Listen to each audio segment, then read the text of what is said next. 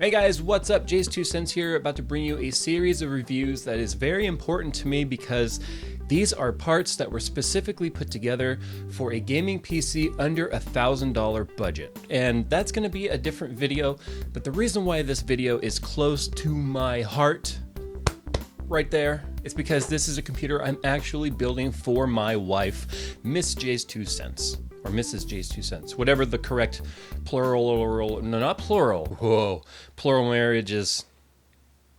But anyway, whatever the right term for however you say MRS, Mrs., I think it's Mrs. I'm way off topic.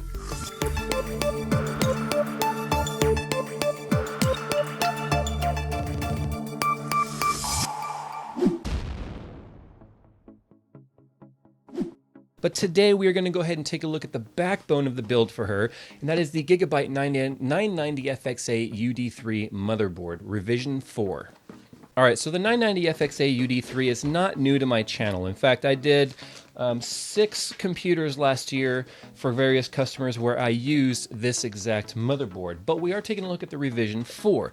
So if you want to know the base features of this motherboard, I'm going to go ahead and link and annotate right now on the screen the video I did last year where I talk about the bases of the board, or the basics of the board, which are the same on this, but we're going to talk about what's different with the revision 4 today. Now, when it comes to accessories, you got your I/O backplate, case, badge, manuals, quick start guide, and all of that, and of course an SLI bridge.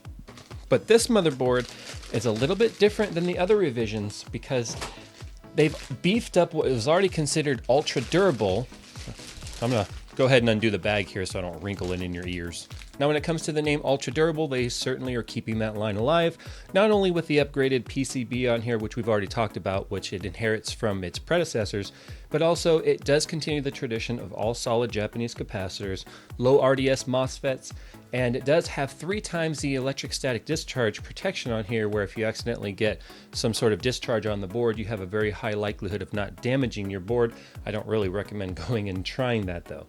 But if you take a look at just the overall construction of this, it's absolutely gorgeous. I am a firm believer in the Gigabyte UD3 being the absolute best bang for buck that you can possibly get for any FX processor. Now, speaking of FX processor, we are going to be bench testing this motherboard and doing a complete performance review of it when the build is together, and we'll talk about how the overclocking was on this, but it is going to be using the FX 8350 in my wife's build.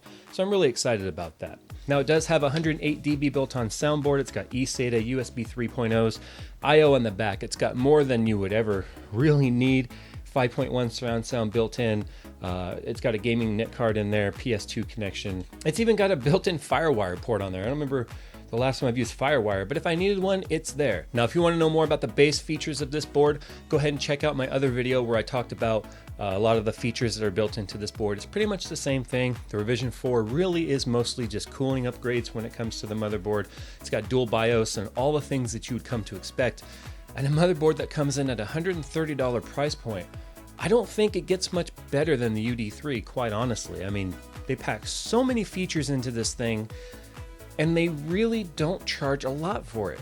And of the 6 systems I built last year, not one of them had a single problem using this motherboard, so I am very, very confident in the durability of the motherboard. So if you're building an FX system and you want to find a full-featured motherboard without breaking the bank, and you want to stay below $150, you have to check out the Gigabyte 990FX-UD3. Now, if you want to know how this thing is going to perform for overclocking and other functions of the motherboard, you guys are just going to have to go ahead and stay tuned for the build video that this is being featured in, as I mentioned, for my wife's desktop. As always, guys, thank you for checking out this video. You know what to do if you liked it. You also know what to do if you hated it.